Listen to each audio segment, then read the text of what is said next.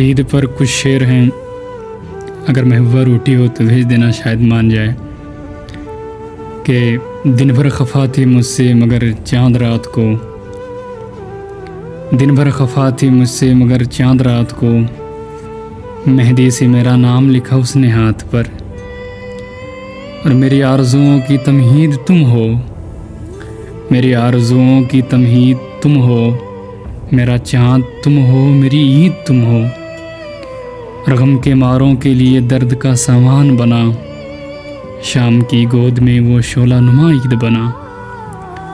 चाँद को देखा तो याद आ गई सूरत तेरी, चाँद को देखा तो याद आ गई सूरत तेरी। हाथ उठे हैं मगर हर्फ दुआ याद नहीं, अल्लाह करे कि तुमको मुबारक हो रोज़ ईद, अल्लाह करे कि तुमको मुबारक हो रोज़ ईद। हम हर राहत व निशात का सामा लिए हुए, नज़र जो चाँद पे की दिल में मुस्कुराए तुम, नज़र जो चाँद पे की दिल में मुस्कुराए तुम। दुआ को हाथ उठाए तो याद आए तुम, छोड़कर काम सारे दुनिया के, छोड़कर काम सारी दुनिया के, तेरे चेहरे की दीद करनी है।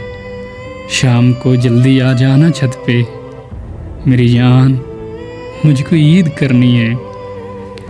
तेरी दीद जिसको नसीब है, तेरी दीद जिसको नसीब है, वो नसीब काबिल दीद है।